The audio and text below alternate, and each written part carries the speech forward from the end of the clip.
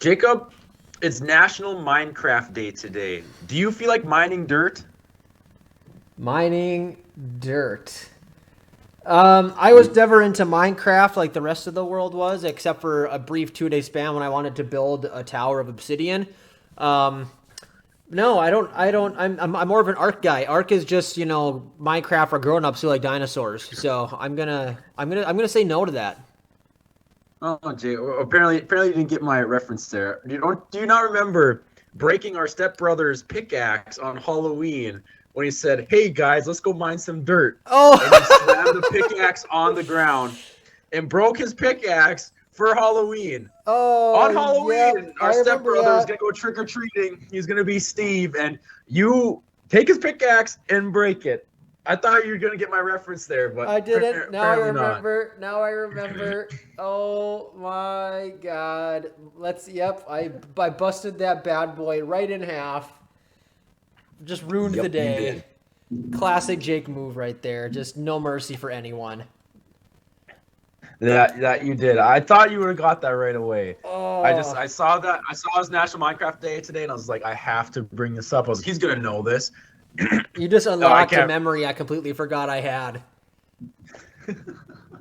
Oh my god, that was so funny. Oh, looking back on it, I hope Blake listens to this. Probably doesn't even know that we broke it. We probably just duct taped it or Just a something. class act I am. Just a stand up guy. Oh, of course. But welcome, boys and girls, to the Lowing Brothers podcast. Where today I am back after my last week not being here on the show, having to travel and due to weather having to leave early. Jacob and Haley took care of business though. They're fill in for us. I know Jacob talked about the Masters and some other stuff with the MLB and whatnot. But today I am back. We're back in business and shouldn't be gone for a while anyways, at least. But today we're going to talk about the NFL with Deebo Samuel, as long with some other wide receivers requesting trades and demanding being paid, getting higher paid through with their teams. Brady restructures his contract. Talk about the NBA with the playoff recap. Jay Wright retiring and just kind of some random MLB things that are happening today. But today we start talking about the NBA playoffs, where most series are 3 games in, 2 games in. I mean, we have the Warriors who are up 3-0 after yesterday. Dallas leads 2-1. The Bulls are tied. I mean, Celtics are up 2-0, which I, as a Celtics fan, did not want to play the Nets at all, but here we are up 2-0, but we go to Brooklyn now. I mean, a lot of stuff has happened, Jacob. We have the Suns who are tied without Devin Booker now for possibly 2 to 3 weeks with his injury from what I've seen, and a lot of Timberwolves, Grizzlies stuff. I mean, I think it's been an interesting first round of the playoffs, and I mean, you can just take it away any way you want to talk about any team or player that's in the playoffs. I mean, just kind of take it away. What do you think of the playoffs so far?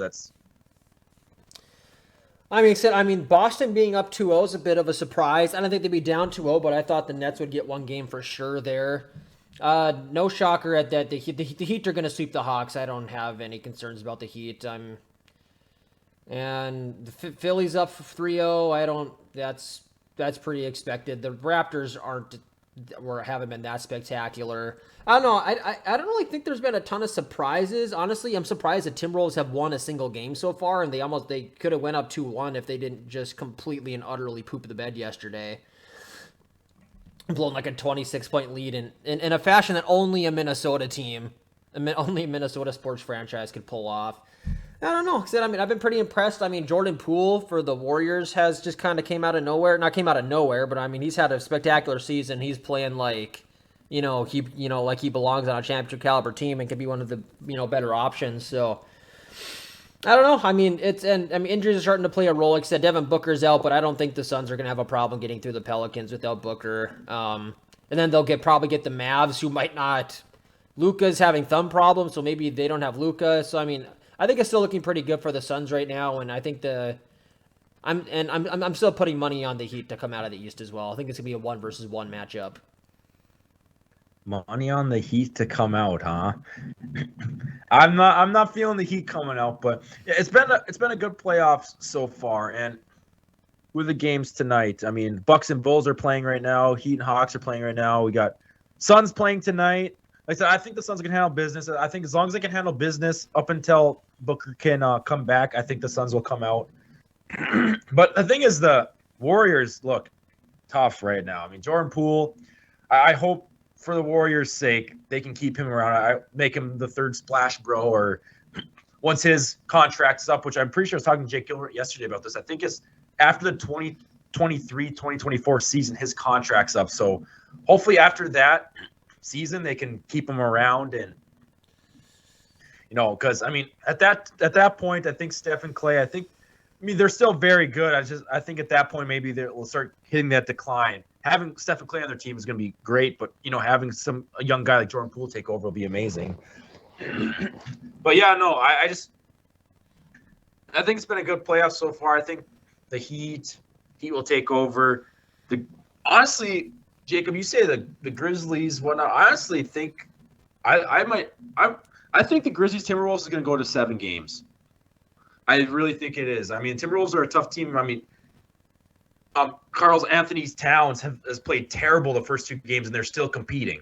They won the first game and looked like they were going to win early on yesterday, but didn't. But I think that game's going to go to 7. Sixers are looking very good right now. Honestly, I think the East is wide open. I think the West comes down to the Suns or the Warriors. I think the East is wide open. I think it could be the Heat. It could be the Sixers. It could be the Bucks. It could be the Celtics. I think the next round games are going to be pretty interesting on the East because I think about anybody from the East can take it. I don't disagree with that. I haven't liked the Nets. But I do think KD is going to play better. He's not going to play that bad for the rest of the series. I like the Bucks. I just kind of think that if the Bucks play the Heat, they'll hit a wall, kind of like they did a couple years ago when I took the Heat to make the finals in the first round. I called that, by the way. And I still like the Heat. I think they have a really good roster. I think they have a very similar team they had a few years ago. Who took the Lakers to 6 games while they were missing their highest scorer, and Jimmy Butler basically playing all by himself. And so they've added Kyle Lowry. They did lose Jay Crowder, but I mean they're really and they've lost Dragic. But he said, I mean, heroes, 6th man of the year probably. Robinson's been playing great. Jimmy Butler is Jimmy Butler, and Kyle Lowry's been playing well. So I mean, I think the next best bet out of the East is probably the Celtics if they can keep playing as well as they've been playing. But I'm not that big of a believer in the Sixers. I'm just not really convinced that. I mean, I know they're up 3-0, but I'm just not convinced that Embiid and Harden can get it done yet.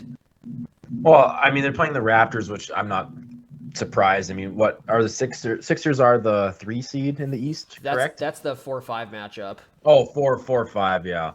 I mean, honestly, out of the 2 through 4, if out of the 2 through 4 teams, like I would want to be playing the Raptors. I think the Sixers got out of 2, 3, and 4 because 2 is playing the Nets, who's got KD and Kyrie. Bucks are playing the Bulls team, who is definitely very talented. And I know they haven't beaten the good teams this year, but I mean they beat the Bucks last night, and but like I think the Sixers got the best draw out of that. They're gonna end up having to play the Heat next round.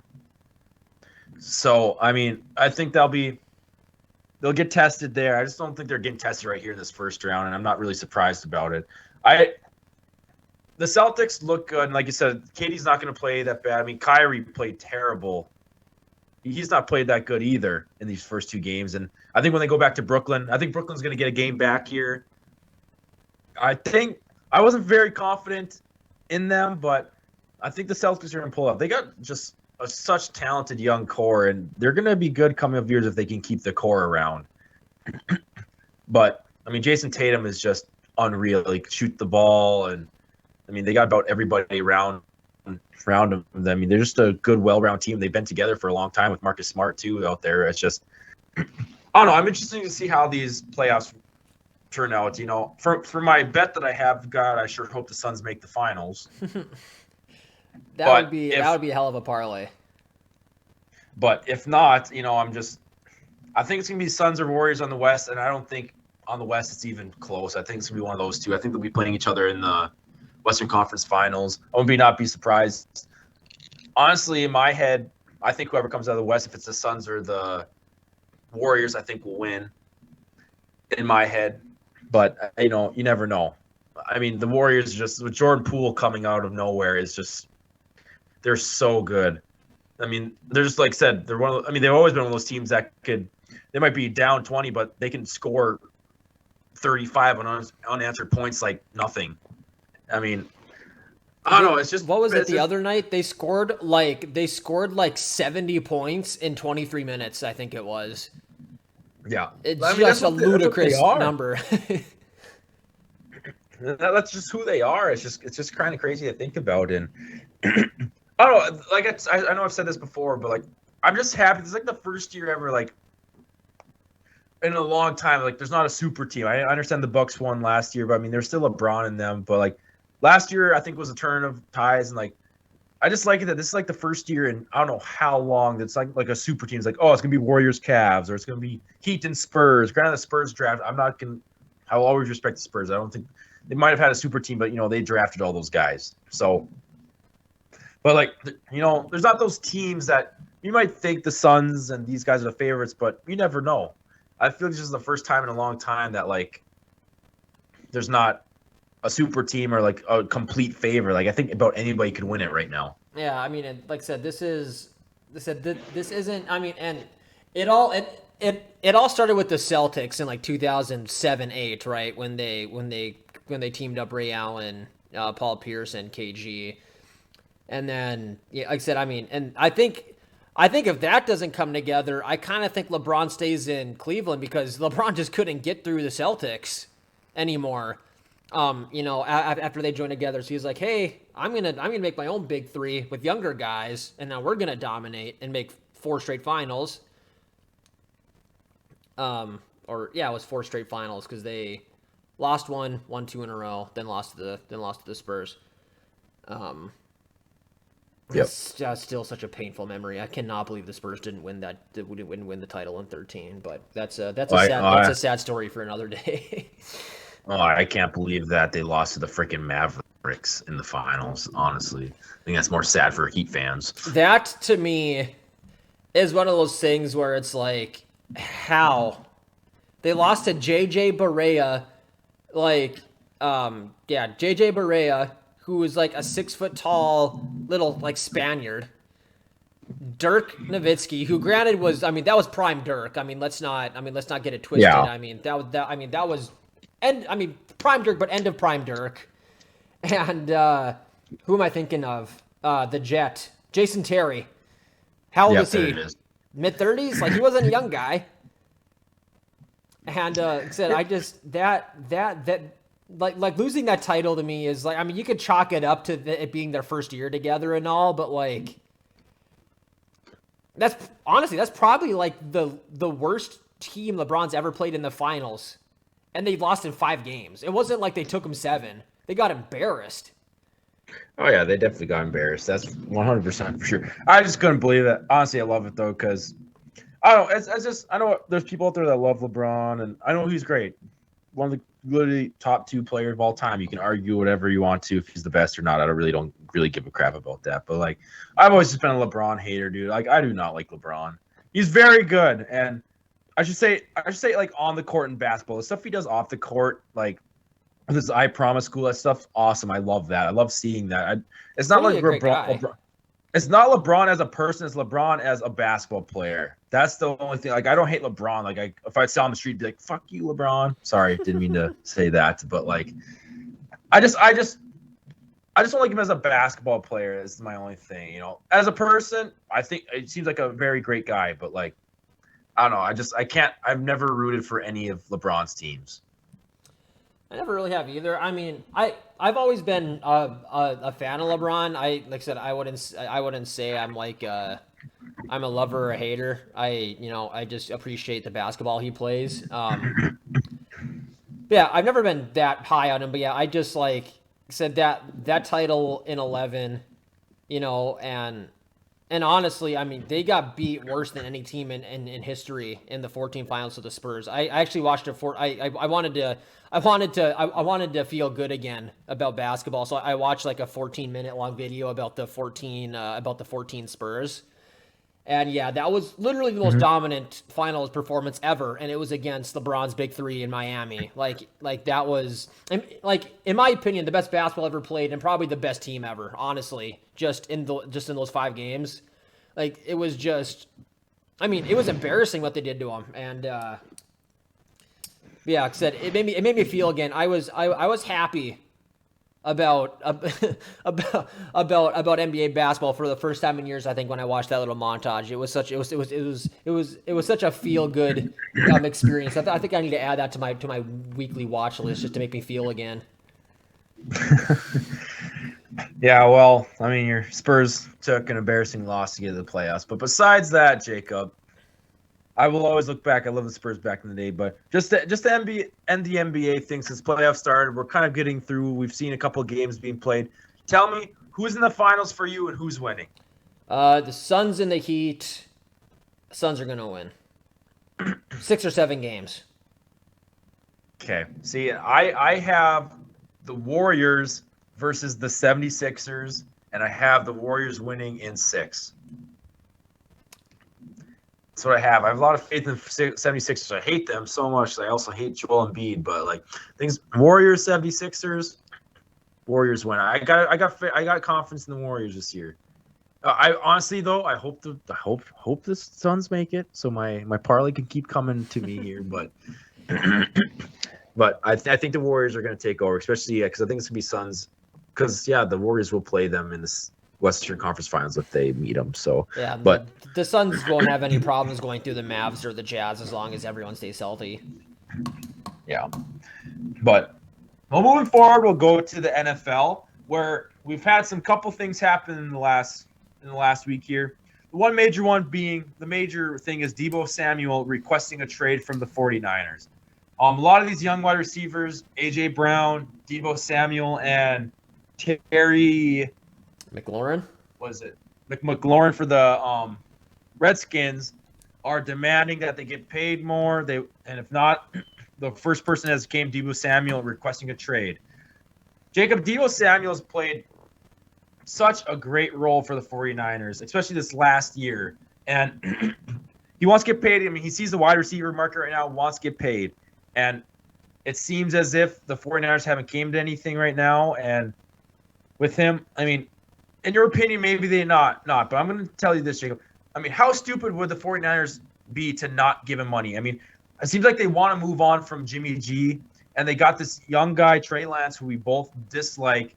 How stupid would you be to not try to keep this guy around for Trey Lance, in my opinion? I mean, I just feel like it's so dumb that you wouldn't want to pay this guy to keep him around with your young quarterbacks. You get rid of him, I mean, I think your offense isn't as talented. Yeah, you still have a great team, but like you're not going to have Trey Lance is not going to have as much help around him if Deebo Samuel leaves and gets traded. I mean, what's your opinion on Deebo Samuel, A.J. Brown, like all these guys that want money and they want to get paid? I kind of think at the moment that the wide receiver market is way too hot. Like, I think a good wide receiver is valuable. I mean, we know that. But at the same time, I mean, I just don't know if wide receivers where you want to be spending all your money. But when you are the 49ers, you don't necessarily have the best quarterback to work with, especially if they're going to move off of Jimmy G and they're going to transition into Trey Lance. I don't think it's a bad idea to have someone like Deebo Samuel out there, where it can be like a, press circle when in doubt, going back to the old Madden days. Check it up. He'll be down there. And he plays a really little like role. Him and Cordero Patterson are kind of starting this new wide back trend. And I saw something like yesterday that he doesn't really like that role. Actually, he wants to just play wide receiver. He's so good at his role that he does though right now. Well, I mean, it's just crazy but to the see. thing is I think as a player, I mean, and if you're his agent, you're saying, hey, if you're getting all these carries, your longevity is going to be questionable here. like wide receivers can play until they're 35, 36, right? But like running backs never play past 31. Like even AP, once he hit 31, he was just done. Like you get, so I mean, like if you mix in all these carries, like I mean, like longevity, can become a question. So I mean, he might just want to split out and just play wide receiver, I mean, maybe like I said, I can't remember where I saw this. I'm pretty sure it was just some guy on Twitter, so I could be wrong, but I think that might factor into it. But yeah, I mean, I don't think it'd be tremendously stupid to not want to pay him because, like I said, I kind of think wide receivers are too expensive right now, which concerns me about the Seahawks. But I'm all for paying DK Metcalf everything, so I'm being a little hypocritical here. But DK Metcalf is also showing up to camp, so I mean, it kind of seems like he wants to stick around in Seattle. I think he likes the system, and I think he sees that he's going to be a feature player there for the next 8 or 9 years. So. Yeah, so I'm just gonna be a hypocrite. I'm gonna say he's probably asking for too much, but sometimes you have to do what you have to do. And same with these other guys. I don't know if AJ Brown or Terry McLaurin are worth Devontae Adams, kind of money. Actually, they're not even close to being Devontae Adams kind of money. But like that, I mean, if it's either overpay them, and keep them on the roster, or bring in some scrubs for the same money. I mean, maybe you just overpay a guy or two. I mean,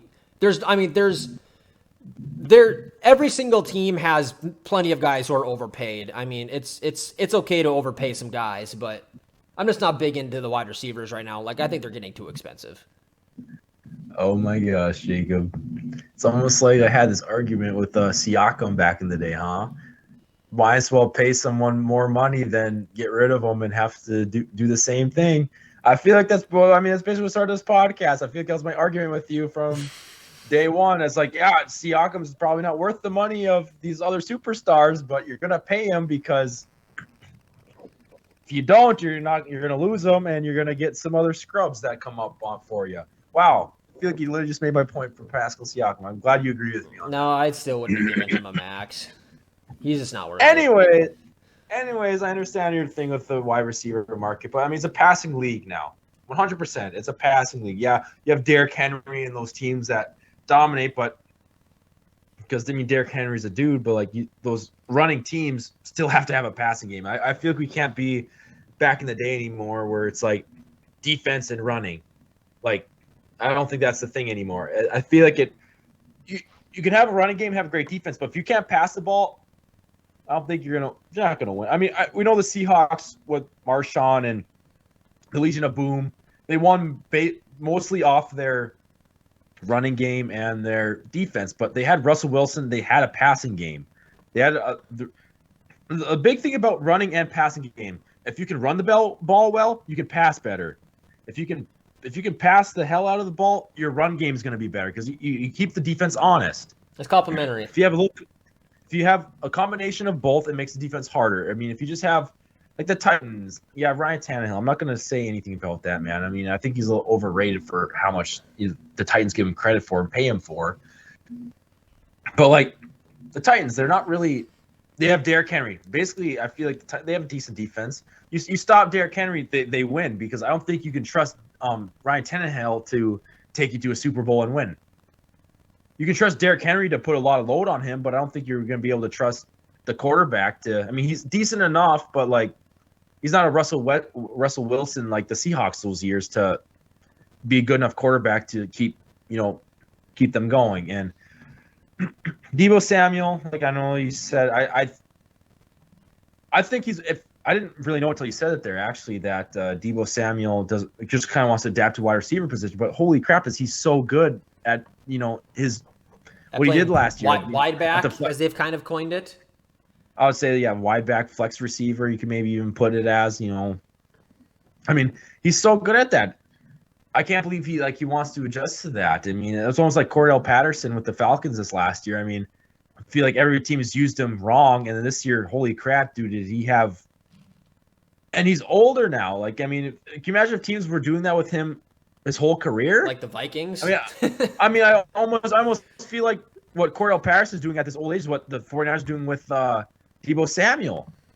Like, almost basically the same thing. And it's like, I wish you'd look at Cordell Patterson and be like, oh, man, like, he's this old and teams are doing this with him, and it's just I don't know. It's just I think these teams need to pay these wide receivers because yes, they might not deserve it. I mean, maybe later on they have hell of a really good years and they're like, man, it was worth paying this guy. But they could be the opposite. They have a couple bad years and it's not worth it. But right now, that's the best they're going to get. Why not pay the dude? Especially 49ers when you have Trey Lance coming up. You want to have a good young core, especially a dude who's going to be worth the money you probably pay for him for the position, the stuff he does for your offense. I mean, I think it'd be stupid not to do that. But besides that, Jake, I don't know if you have anything else to add on that, but I think we're just gonna move on to. We talked about Deebo Samuel, these wide receivers. You made some really good points. I feel like in general we agree. I mean, you also apparently agree that Siakam deserved that max contract, which I'm glad we. Thing. Pascal Siakam's not that good, is the thing. I'm glad we cleared that up, and you agree with me now. Anyways, it came out that today that Tom Brady restructured his contract. I don't think the details necessarily came out there but he restructured his contract once again to open up $9 million in cap space for the Buccaneers. Comes back from retirement, clears up space. Jacob, I mean, this guy's been doing this his whole career, taking pay cuts, not getting paid as much as the rest of the quarterbacks in the league. I mean, how big is this for the Bucs, and what's this speak to Tom Brady's legacy and career? Because this is something he's done forever.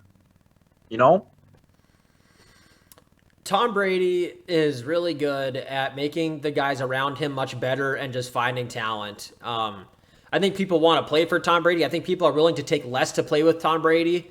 You see all these guys who, how many dudes came in the year they won the Super Bowl on basically veteran minimum contracts, and they said, well, yeah, why wouldn't I want to play for Tom Brady and win a Super Bowl?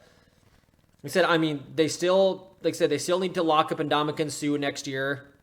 They still need to try to lock up Gronk. So, $9 million is really good, especially when what I'm seeing right here on ESPN is they only had $4.5 million in cap left. So they basically tripled their cap space. They went from 4.4 million to 13.5 million, basically. And that's not an insignificant amount of money. That's a couple players. If you can find some guys willing to take some discounts, maybe even 3 players, maybe even 4 at 2 million. You can find. You can get some good talent on the roster for 13 million as opposed to 4. So I think that's a good deal for Tom Brady. I think, like I said, he always finds ways to get to find talent and get him on the team. I don't think he's ever he's never been one of the higher paid quarterbacks in the league, and if he was, it wasn't for long. So I think that's pretty much all I have about that. This is just a classic Tom Brady move, and I think this just kind of hints at this being his last year. He's like, hey, let's restructure this contract. Let's get a couple more good players. Let's give it one last rip. Let's see if we can do it. Because he's came out and said that, it's tiring. But I just kind of think the competitor in him just couldn't stand not giving it one more go. So I think he's giving it one more go, and he's calling it quits. This feels like a farewell season to me.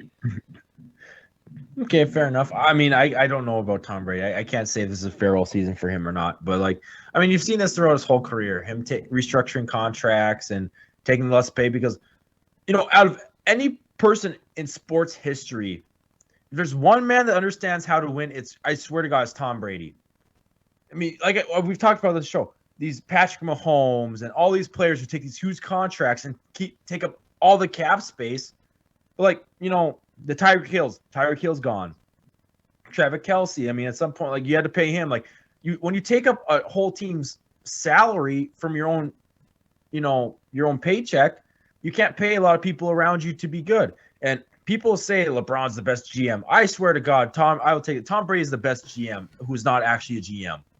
Everybody, like you said, everybody wants to play for him because he makes everybody around him better. Yeah, he's not the most talented. He's not. At this point in his career, especially, he's not the most talented. It's not even close. I probably put 5-6 people in front of him for most talented. But he's a smart player.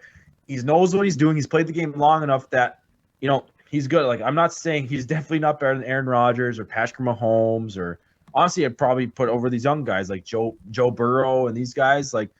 Yeah, you might argue me on that, but there's a lot better talented guys than him out there right now, and he wants to win. And that's what I love about Tom Brady's whole career. People can complain like I hate Tom Brady, hate the Patriots, and it's just like this guy has, not taken the paycheck his whole career, sacrificed getting paid to win championships. I don't think there's any guy in the history of sports who would sacrifice a paycheck to win championships like Tom Brady has. I mean, am I wrong about that, Jacob? I mean, he's done this his whole career. This guy just wants to win. He doesn't care about the money. He knows if he wins championships, he's going to get paid money. I mean, he's got a hot-ass wife that makes more money than him anyways, so maybe that's why he does it. But, like, rather Patrick Mahomes' wife who just sits there and does TikTok and sprays champagne on people, like, maybe that's why he can take 10 degrees outside. Maybe that's why he takes the pay cut. But, like, I think that's why I feel like he's the most unselfish player in sports history because he only cares about winning. He doesn't care about the money. Yeah, he wants to get paid a little bit. That's why he went to the Buccaneers. She still won a championship. But, like, the dude just wants to win. And that's why he's willing to take these pay cuts and do stuff to have a championship team. And that's why he's had so many throughout his career. I could talk about Tom Brady forever. I love that dude. He's probably my favorite athlete and player of all time of any sport. I'm gonna push back on that. You know who I'm gonna say? I'm gonna say Tim Duncan. But we can. I don't think there's any point in arguing that because I don't think either of us are budging. So we're not budgeting. We're not budging. And honestly, I'm not going to argue about Tim Duncan, but like at all. But I know what you're saying though. I'm just saying. I love that man because clearly you're a Spurs fan. I'm a Patriots fan, and I had Tom Brady for so long. And last year I rooted for the Bucs in the Super Bowl. But like I don't know, it's just those two players. I'm not going to argue about some other thing, but like. Besides Tim Duncan, in your opinion, is Tom Brady like not the most like unselfish and like just wants to win dude ever in history? Besides you, in your opinion, Tim Duncan. Like, I think the only person who's wanted to win more was probably Michael Jordan, like just as a competitor. But like, I don't know what his contracts looked like to be honest with you. But I mean, that's the only person I can think of who like just as a competitor is as competitive as Tom Brady. Because I mean, we all know Tom Brady is. Like, he's a competitor. I mean, we see him on the sideline screaming at dudes. I mean, he's not afraid to hold someone accountable. So, actually, and you say Michael Jordan. Actually, I started The Last Dance about 4 days ago. I have not watched it yet. I'm sure everyone's going to be like, hey. I mean, Brenna's been on me ever since we started dating. Like, you have to watch The Last Dance. Actually, like, I never finished it. I never watched the last 2 episodes, but I've seen the first 8. Well, it's pretty great. I'm on episode 5. It's pretty good. I think it's a little overhyped, but like there's stuff I didn't know about the Bulls. Honestly, we should just have a Last Dance episode where talk about the freaking GM who basically ruined the Bulls last season. But I mean, that was anyways though. I mean, why would you fire your best player in the world, athlete? Says I want Phil Jackson to come back, and you just say he's done. Doesn't matter what Michael Jordan does. Like you have to be pretty stupid to do that. You have to have so much personal beef with someone. Like I said, like imagine hating someone so much, willing to let the best player ever. And at the time, it wasn't even a debate. Like LeBron was 15 years away from being considered the best player ever. Like it was like you're really gonna let the best basketball player ever retire because you don't like the head coach? Oh, he literally came out too, and he's just like, he literally says like, this is Phil Jackson's last year. He's like, if Michael wants to leave, Michael leaves. We'll start rebuilding. It's like. You guys have won 5 championships, and they're on their way to 6. You hold on to Michael Jordan until he's 50 if you need to. You need to hold on to him like he's the great baby Jesus. Well, and that's what I'm saying is that like he literally, Michael Jordan, literally said, "I'm gone if Phil's gone," and Phil was gone, and like I don't know, it's just so stupid. Anyways, though, like once again, Tom Brady takes a pay cut, helps out his team. I love to see it. I hope he wins. I hope he wins the Super. I think he just wants to kind of go out like Peyton Manning. I think if he wins the Super Bowl, he's going to be done. I feel like if he loses, his contract's up, and I feel like he might maybe try to find a different team or I know we have different opinions. I don't know. I have no clue what the hell Tom Brady's gonna do. He might retire and come back again. He might do the Brett Favre and come back 3 times. But anyways, let's move on from the NFL. We have a couple more things to talk about before this episode ends. We have college basketball, Jacob, which a couple days ago, Jay Wright announces, or maybe it was yesterday, announces that he's retiring from Villanova, is done with basketball, which I don't think anyone expected. First of all, this dude looks like he's 45 years old, but he's actually in his 60s, which is just nuts. I'm gonna say something. Hot take. I think he might be the sexiest 60-year-old alive, man or women.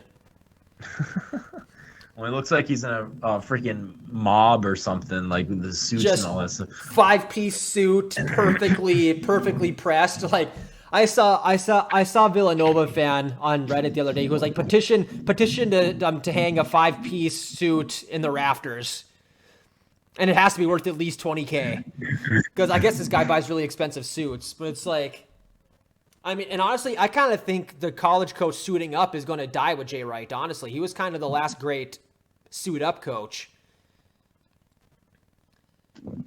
I've never been about that.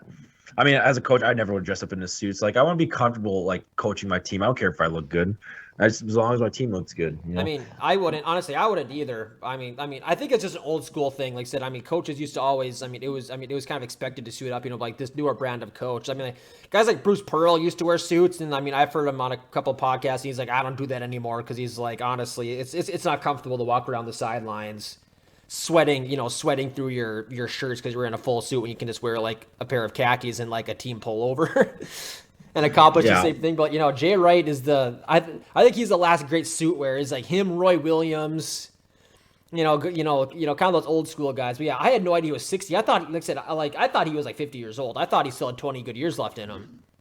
So this came out of nowhere. For me, I had no idea it was coming. Well, and it's crazy because honestly, before he retired, which I might be stupid, and we're doing a sports podcast, I didn't know this. Like, I didn't realize he coached 21 seasons Villanova. If you would have asked me before he retired, be like, Jared, how many years did Jay Wright coach at Villanova? I feel like I would have said 10. Like, I feel like he would have. In my opinion, I think he just got there.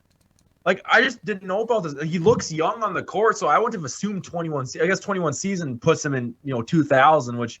Man, it's crazy that 2000 is that far away right now. But, like, I wouldn't have assumed that he coached 21 seasons Villanova. I mean, had a very successful career there.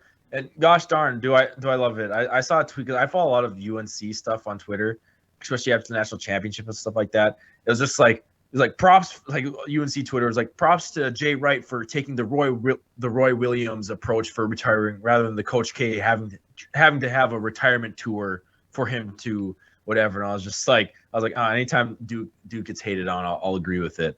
But Coach K deserved retirement in my opinion. I think it would have been cooler if he just retired at the end of the season, but especially after losing UNC, he's like, I'm retired. UNC Twitter would have been absolutely crazy. I know you're on Reddit, but like UNC Reddit probably would have been nuts. Like, oh, we put this man in retirement. But like, I love Jay Wright.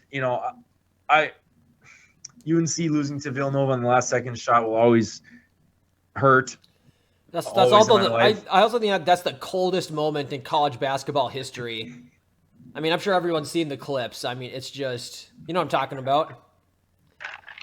Oh yeah, I know what you're talking about. It's like how do you? He didn't even flinch. Like I think it was Big Cat tweeted. He was like, this might. I'm like, that might be the closest thing to someone walking away from an explosion in a movie untouched.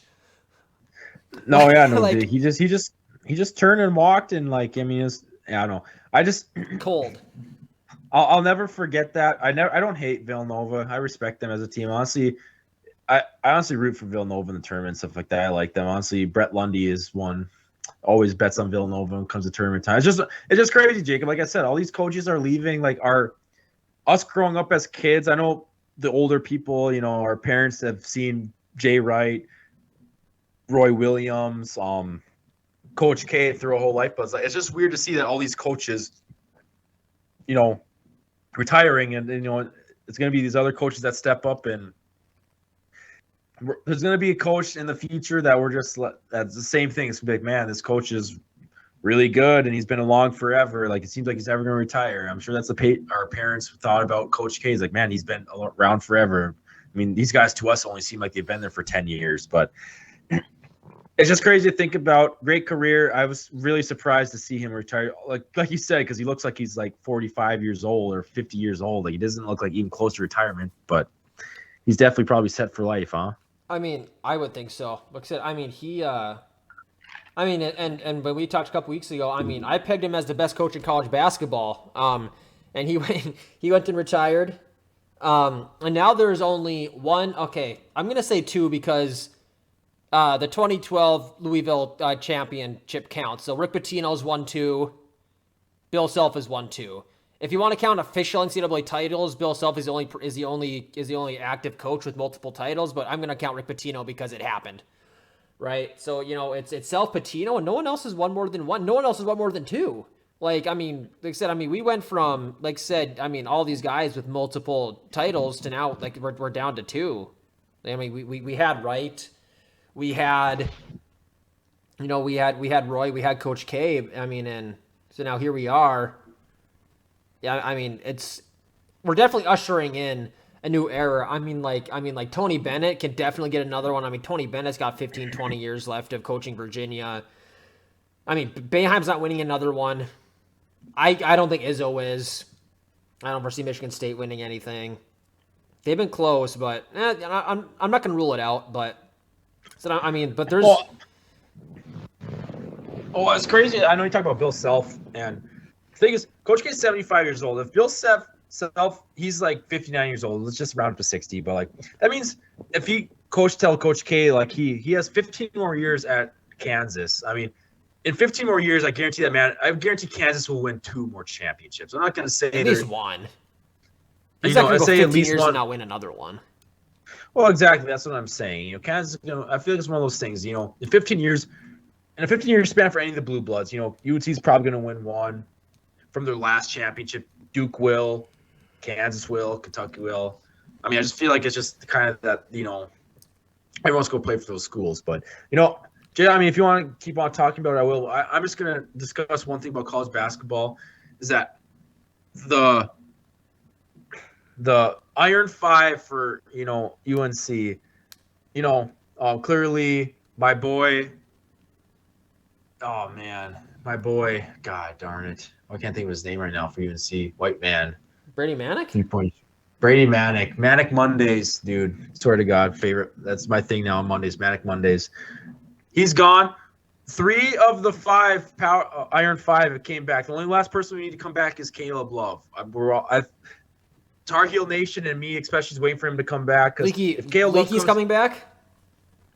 Leaky. Armando, and I can't remember their other one. They're all coming back. It's just Caleb Love. 3 of the 5, including Manick, is a senior, so he can't come back. If Caleb Love, no joke, if Caleb Love comes back, I'm going to go straight to casino. I'm going to put $500 on UNC winning the championship. It's going to be a repeat. I've said this before to you, Jacob. It's going to be a repeat where they lost the national championship. They're going to bring back the same team basically, and they're going to come back and win it all. Like I said, I mean, I'm waiting. Losing Manick is huge, but I mean, losing Bryce Johnson and who is the other guy? And Marcus Page was really big for North Carolina, and they came back the next year with a vengeance. Kennedy Meeks and Justin Jackson came into their own, and Joel Berry was great. Theo Pinson was awesome. I mean, Nate Britt was good. I mean, everyone was so good the next year. I mean, I don't see how next year Puff Johnson doesn't come out. I mean, he played really well in the Final Four in the few minutes he was given. I think he'll be able to take his bench a little bit deeper next year. So I mean, they're gonna be scary. I mean, they're definitely looking at and I mean, even if Caleb Love doesn't come back, I mean, I think they definitely have a shot. But I mean, if Love comes back, I mean, they're looking good. I mean, if Love comes back and he gets a little smarter, I think they're going to be unreal. It's just funny because I sent you and Gibby that tweet earlier. It's most underrated UNC basketball players of all time. Let's discuss. I literally texted you Theo Pinson. Dude, that guy did so much that year they won it. Even the 2 years that they made it back-to-back, Theo Pinson is a freak. I saw one person say put Ty Lawson because he's his junior year he was the best player in college basketball, but no one put respect on him. But it's yeah, that's Ty Lawson though. I mean, everyone knows who's Ty Lawson is. Theo Pinson. But I just made a comment, but I don't know if you have any more comments, about what we talked about earlier and Jay Wright. But I just had to bring that up because besides Manick, 3 of the 4 Iron 5 that said that they're coming back. I'm just waiting for Caleb Love because from what I see from mock drafts, Caleb Love is supposed to go second round. And I feel like if he comes back next year and does get injured, that could increase or, whatever. It But just doesn't feel worth it to me, especially now with the NIL in place. Like, it just doesn't feel worth it to me to leave early if you're gonna be like a mid-second round pick. Like, that just doesn't make any sense. we talked about this earlier about Kentucky's center coming back and stuff like that. I think that's what's maybe keeping some of these college players to stay even a year now. Like, 'cause we see these NIL deals and they're just like, well, I'm getting actually paid now. Like, rather than leaving and maybe getting drafted second round or so, like, I can still keep getting paid in college and then maybe get my draft higher and then leave the next year, Yeah. Like, I feel like some of these players are going to be more willing to stay, especially, I'm not saying like, lottery, 1 through 5 picks or 1 through 10, but like people that are projected to go late second round, but they're getting NIL deals, I feel like they're going to be more tempted to come back and stay because of these NIL deals rather than in the past people they were the sixth man on their team, but really athletic, but they'd leave and get drafted in second round because they just want to get paid rather than not get paid in college. And yeah. I mean, especially I think guys that's like, keep... Oscar. I'm not even going to attempt his last name, but Oscar and they said Caleb, who are really well-known players, they're going to get really good NIL deals. It's not like, you're a junior and you're playing for Colorado State, and you're like, I'll probably get drafted mid-second round, but no one knows who I am. It's one of those things where I want some numbskull, some stupid idiot who doesn't know what he's talking about on Reddit the other day was like, yeah, Chet Holmgren needs to come back and play another season, develop his skills. And he got piled on. It was like, if you're gonna go number one, which there's probably like 80% chance he goes number one, and if he doesn't go number one, he's for sure going 2 or 3. It's like, why would you go back and play one more year? That's the dumbest thing I've ever heard. And then he's like, well, he needs to put on some weight and develop his skills. Like, is there not a better place to develop your skills and put on some weight than like with NBA training and conditioners? Like, that's so idiotic. Like, it's different if you're, like if you're going to go, like you said, second round, you need to get your skills. But it's like, if you're going to go number one, like, no, you're not going to pass up the NBA money. And there's no better place to develop than to just go to the NBA unless you really have work to do, right? Like, that's like the dumbest thing I've ever seen in my life, that Chet Holmgren needs to go back for another year to develop. That was so stupid. While we're talking about I agree guys. with you. I agree with you. And I'm not going to lie. The last time I said this was John Morant, and was I very wrong.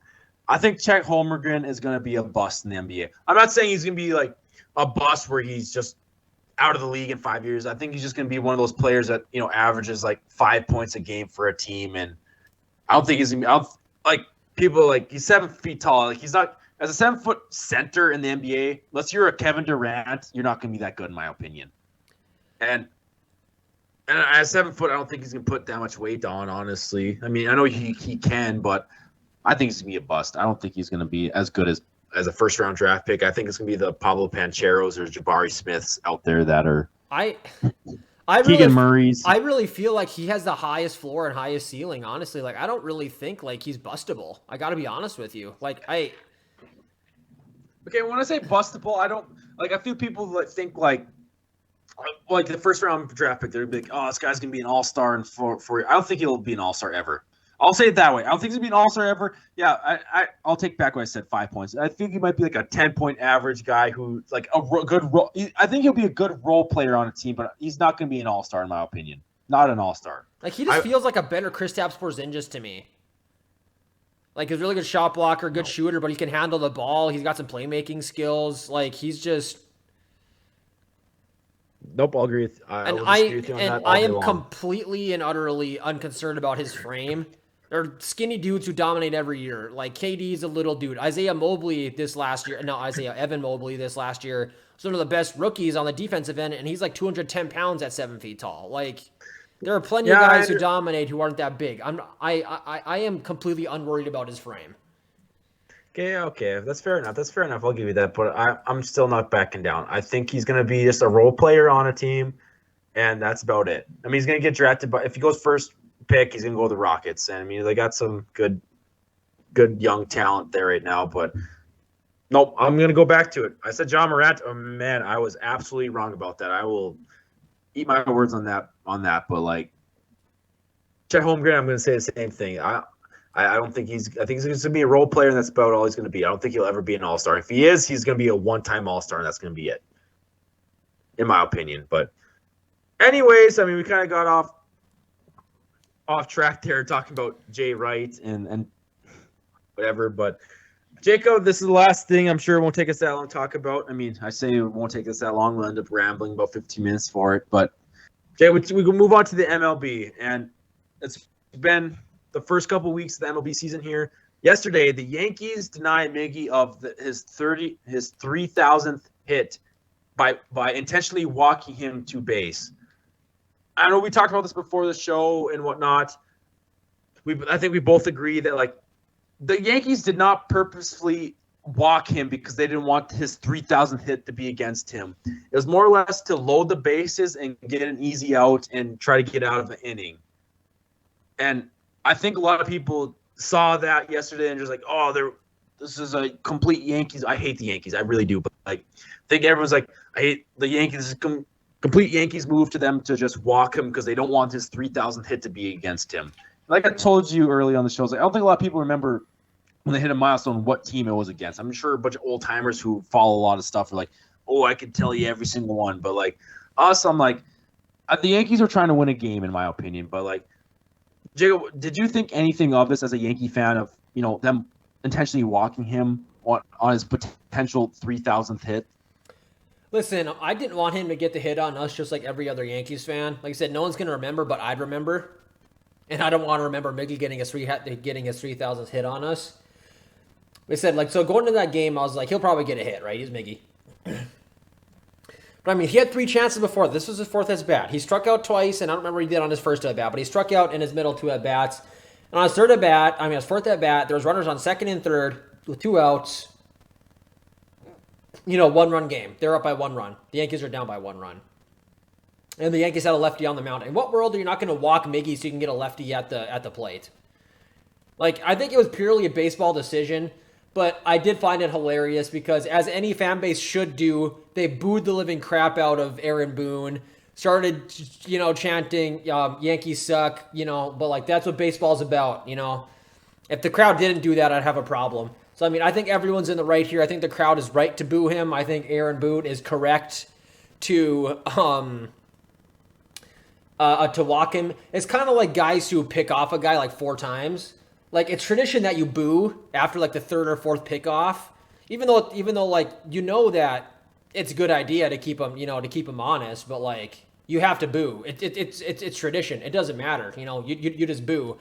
So, like, I kind of think everyone's in the right here. Miggy's gonna get it. He has 100, and he's gonna sit some games because he's old. So he probably has 140 games left to get 1 hit. He'll be okay. He'll get it. It would be, honestly, if it was the last game of the year, I'd say pitch to him because that's just dirty. Like, I think it was the Orioles when in Jeter's last game. Like when there was a runner on second, they could have walked Jeter and not given him the chance for a walk-off, but they pitched to him because you should. Like, there was no playoffs on the line, I mean, and so, I mean, like, last game of the year, you pitch to him because that's just dirty. But, like, this early in the year, no. Like, I don't, I mean, I don't have a problem with everyone, talking shit about the Yankees because that's just what you do. If you're a baseball fan, you're not a Yankees fan. You just hate the Yankees. So, like I said, it's all fair in my opinion. I don't think anyone's really out of the right here, but I think that's just kind of where I'll leave it there. I know, I feel you there, and I'll put it this way: is that at these Boston Celtics games with Kyrie showing up, everyone's been booing him and like cussing him out and flipping him off, and the fans like. I have nothing against Kyrie, but if I was definitely in the stands, I'd be with the rest of the fans like, boo, you suck, Kyrie. I'd be like sitting there yelling at him. Like, even though I have nothing, like, I respect the 1 year he had with the Celtics. I love that man. Like, he did so much for it. I think that's when Jason Tatum came the first year. Like, Kyrie let us, I feel like he's the reason why we have such a high stage right now. I think Jason Tatum and all these young guys came and they saw Kyrie, and I think that's really developed their game for having him on the team the 1 year. But like me personally, I would never boo him. But like if I was at the stadium watching the game, yeah, I'd be the rest of the Celtics fans like, boo, you suck. I'd be flipping him off, probably screaming stuff at him. But like that's why I understand the booing from what the standpoint you're saying. Like if I was in the stands too at the Yankees game, I'd be booing, being like, oh man, you guys are a bunch of I try to keep it clean. I want to say a bad word. You're a bunch of scaredy cats out there, not wanting this guy to hit this 3,000th, but like that, it was bigger than that. They're just trying to win a game. They walked him to try to get the bases loaded to get, it's a force out at every single base. Like that's what they're trying to do. So I mean, I can't argue or be mad about anything that they decided to do there. I wish I could be like the Yankees are so stupid and wrong for this, but I'm not. And it's hard as a Boston Red Sox fan to say that, but like I saw that right away. I when I saw like the first Twitter post of it, I was like, oh, goddamn Yankees. I was like, I hate these guys. And then I saw the score in the inning and stuff like that and the outs. I was like, okay, that was definitely a baseball move. That was nothing with the Yankees being the Yankees. It was actually them just doing something smart. And I kind of understand it, and I have nothing against them for doing that, Yeah, I mean, I'm going to defend them because I'm a Yankees fan. But even if I wasn't a Yankees fan, I think I'd defend the move. And if I was a Tigers fan, I'd be pissed about it. Like I said, I don't think anyone's wrong here. Well, like I said, I'm a Red Sox fan. I hate the Yankees, and I think the Yankees are in the right for it. But I mean, you know me, Jake. I've told you this a million times. If I could coach one sport, it'd be baseball. I love baseball, coaching baseball. It's so fun. But besides that, I think it's a smart move for them. I'm saying I would have done the same thing. I don't know what the hell I would have done as a professional baseball manager. But anyways, yeah, I think it's interesting to see, and everyone kind of complain about it, which I thought was kind of stupid. But anyways, I think that kind of concludes our show for today. We'll be back next week. Maybe I should probably say once. I don't know if there's much going on. We have the NFL draft, Jacob. We're correct next week. Yeah, I think we'll get a good preview for that. So we'll have a NFL draft preview. What day is that on? NFL draft Thursday night. Thursday, Friday, Saturday, technically. Okay, well, it's yesterday, so we'll have a preview for that. Probably about it, honestly. I imagine we'll probably do one show next week. I don't think we'll have much to talk about. So, yeah, probably mostly draft. I'm sure some interesting things will happen in the playoffs over the weekend, and maybe something fun will happen in baseball again. Yeah, say you guys come back. Maybe I'll give you my 2 cents on how I'm winning money in the MLB or something next week if you have nothing else to talk about. But say thank you guys for joining us this week, and yeah, we'll see you next week.